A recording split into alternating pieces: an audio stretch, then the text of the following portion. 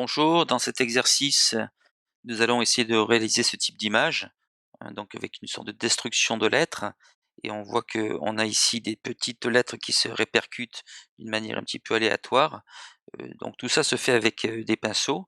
Donc ce qu'on va faire, dans cet exercice, c'est l'apprendre la création de formes de pinceaux sur Adobe Photoshop. Donc nous allons commencer de suite. On va se créer un nouveau document. Donc on va prendre un document. On va prendre un document A4 à peu près, 21 centimètres sur, on va faire 30 centimètres de haut. On va se mettre à 300 dpi, pixels par pouce, et on va se mettre en mode CMJN ici. Voilà, donc on va revenir cette palette calque, hein, qui est la plus importante. Alors je vous rappelle qu'avec la touche Alt, on peut faire apparaître ou disparaître toutes les palettes de l'écran pour avoir une vision un petit peu globale de son image. Donc ce qu'on va faire, c'est qu'on va prendre le calque, enfin la typographie, l'outil typo. On va cliquer, on va lui mettre, on va prendre la même lettre, on va prendre un M en faisant commande T, CTRL T sur un PC. On va agrandir ici la lettre. On va choisir de mettre une typo un petit peu grasse. Je vais mettre un Futura, un bold. On va un peu incliner cette lettre. CTRL T toujours ou commande T. On va l'incliner de cette manière-là. On valide. On va aussi lui changer la couleur de la typo. Donc je vais lui mettre un noir. Alors on va mettre un noir avec un soutien de 30% de cyan. Voilà. Ici. Donc on a la typo ici qui est encore modifiable si on le souhaite. Donc on va se mettre ici sur l'arrière-plan et on va aller faire une petite lettre. On a vu que c'était un petit C, donc je vais faire un petit C. On va rester sur le même type d'image. On va lui mettre une typo en empattement, donc je vais choisir peut-être un cochin, là, on va voir ça. Voilà. Je vais agrandir cette lettre. Alors on va l'agrandir à peu près cette taille-là. Et je vais prendre l'outil de sélection, sélectionner cette zone ici. Donc ce qui prend en compte, c'est en fait le noir, ce sera le pinceau et le blanc, ce sera l'absence de pinceau, hein, de forme. Donc, je sélectionne un rectangle. Alors je peux le faire beaucoup plus grand aussi, ça ne changera rien. Hein. Donc à peu près la taille de la lettre. Et je vais aller ici dans édition, définir un pinceau prédéfini. Donc je vais lui donner pinceau, voilà, pinceau, je vais l'appeler pinceau C, et je valide. Je peux très bien, si je le souhaite maintenant, enlever directement ce calque, le jeter. Je vais désélectionner en faisant commande D. Et je vais aller chercher mon pinceau, ici. Et je vais venir ici et automatiquement il est sélectionné. Alors on retrouve dans le menu, c'est toujours le dernier qui se met en place. Alors si je regarde ici sur l'arrière-plan, je peux maintenant dessiner avec ma lettre C. Alors suivant les réglages que vous avez, vous risquez d'avoir une opacité. Donc là, on va choisir de mettre en noir, ici, et on va commencer à régler son pinceau. On choisit bien sa forme ici. On a ici, sur le petit dossier, ce sont les paramètres de pinceau. Et là, vous allez voir qu'il y a une multitude de choix. Donc on retrouve ici la forme de pinceau que l'on a définie. Mais on a une multitude de choix qu'on va pouvoir ici cocher ou non et régler. Alors, on les utilise forcément pas tous. Hein. Le plus important, c'est la dynamique de la forme. Donc je coche dynamique de la forme et je peux ici avoir une variation de la taille. Ça veut dire que entre ma taille originale de la forme, je vais pouvoir avoir joué sur plus gros ou plus petit en fonction du pourcentage que je vais mettre là. Donc je vais faire ici et vous avez en temps réel dans cette partie-là ce que ça va donner. Alors on ne se rend pas forcément compte parce que finalement c'est une forme C qui va être dupliquée très proche l'une de l'autre. On appelle ça le pas, cette distance entre deux formes. On peut la régler ici dans forme de la pointe de pinceau.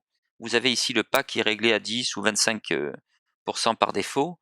Si vous l'augmentez, voilà, vous voyez qu'en fait les lettres vont se détacher les unes des autres et on voit mieux finalement la différence de taille que j'ai indiquée ici. Donc je vais pouvoir jouer sur la variation de la taille. Je vais pouvoir dire aussi qu'il y a un diamètre minimal sur lequel on ne pourra pas aller, mais je vais surtout dire qu'est-ce qui va contrôler cette taille. Donc je peux avoir, si j'ai une palette graphique, dire que c'est la pression de la plume qui va faire en sorte que je vais avoir des tailles variées. Donc plus j'appuie, plus j'aurai des lettres qui seront grosses, et si j'appuie très, très faiblement, j'aurai des lettres toutes petites.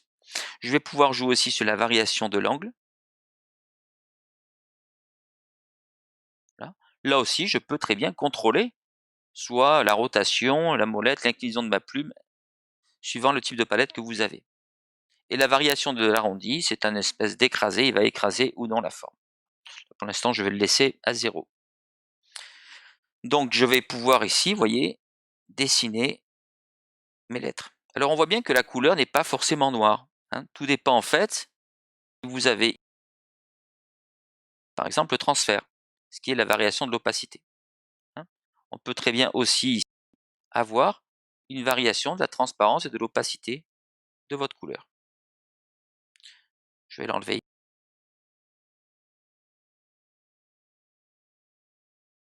Donc maintenant que j'ai réglé mes pinceaux, je vais pouvoir les effacer. Je vais sélectionner cette partie-là, faire pomme X, CTRL X sur l'arrière-plan, ça me supprime. Je prends mes pinceaux. Alors faites attention, une fois qu'on a fait ces réglages, hein, si vous avez fait un autre réglage entre-temps, vous perdez le réglage que vous avez fait. Donc je peux très bien ici mémoriser mon réglage et inclure de capturer l'épaisseur du pinceau qui est réglé et les paramètres des outils ainsi que la couleur qui a été définie ici. Maintenant, je vais pouvoir me placer sur ma lettre M et faire ce qu'on appelle un masque de fusion en cliquant ici sur le petit rond. Donc ce masque de fusion, on l'a déjà vu, c'est une image qui travaille en niveau de gris. Le noir masque le calque qui est ici, le blanc le laisse apparaître, ce qui est le cas ici. Et s'il y a des niveaux de gris, il y aura des niveaux de transparence. Alors on va peindre ici en noir, donc je vais basculer avec le noir en premier plan, en basculant avec ce petit icône ici. Je vais choisir de mettre mon pinceau avec une taille un petit peu plus réduite. Je vérifie bien d'avoir une opacité à 100% au niveau de mon pinceau et un flux à 100 pour avoir une couleur maximale. Donc j'ai bien le noir ici et je vais commencer à peindre mes lettres. Et que moins j'appuie, plus j'ai des lettres petites.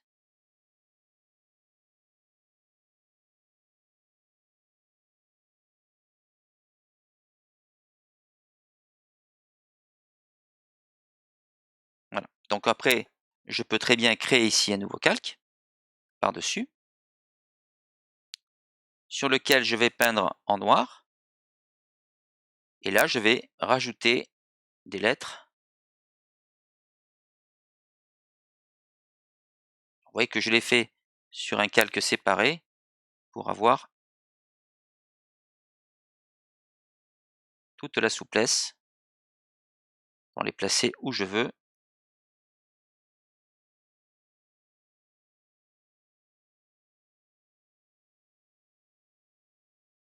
Rien ne m'empêche de pouvoir augmenter la taille de mon pinceau, hein, de voir comme ça avoir des lettres un peu plus grosses.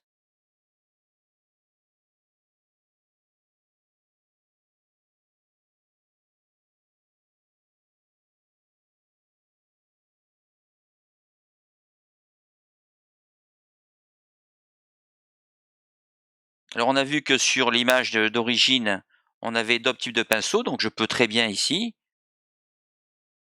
en prenant, voilà, par exemple une autre lettre, hein, on va prendre par exemple un O. Je vais augmenter encore une fois cette lettre. Je vais peut-être choisir de mettre une typo un peu plus fine. Donc j'avais pris tout à l'heure, je crois, un Cochin. Voilà. Je prends une sélection. On peut prendre un cercle, c'est pareil. Je prends cette sélection-là. Je vais dans édition, définir un pinceau redéfini. Je vais l'appeler pinceau haut. Je valide. Je peux très bien maintenant jeter cette typographie ici. Et je vais retrouver ce pinceau dans lequel je vais pouvoir, là encore, travailler sur une variation de la taille, sur un pas plus ou moins important, une variation de l'angle, d'accord, et une variation de la taille plus ou moins importante. Je mémorise ce pinceau ici et je vais pouvoir travailler peut-être sur un nouveau calque.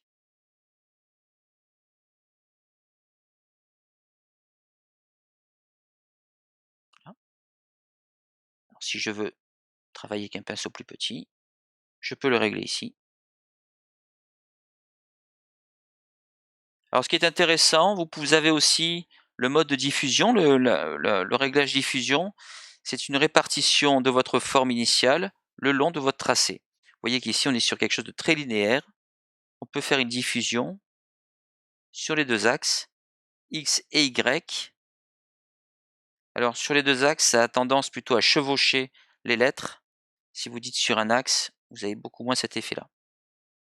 Et là encore, hein, vous pouvez très bien le contrôler si vous avez une palette graphique de cette manière-là.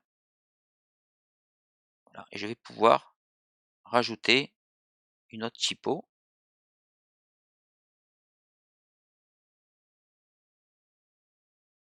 dans ces parties-là.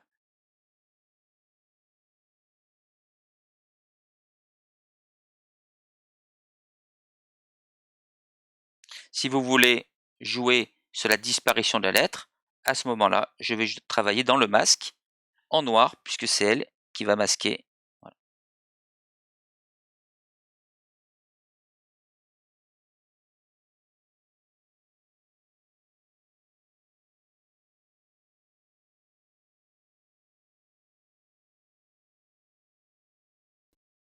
Alors bien sûr, l'intérêt d'avoir travaillé dans des masques, hein, c'est d'avoir de la transparence.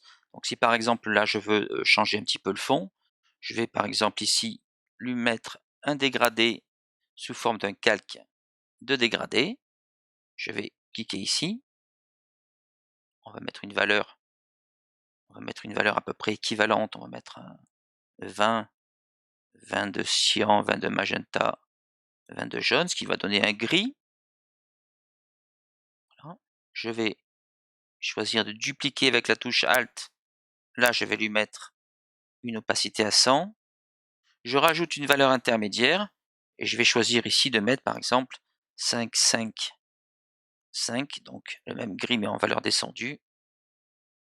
Voilà. Je mémorise ce calque de dégradé ici, et que j'ai un dégradé linéaire avec légèrement du blanc ici.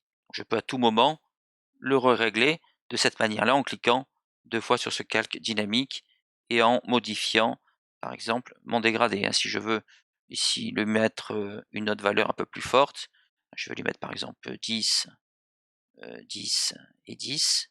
Voilà. Je peux à tout moment très rapidement modifier ce dégradé.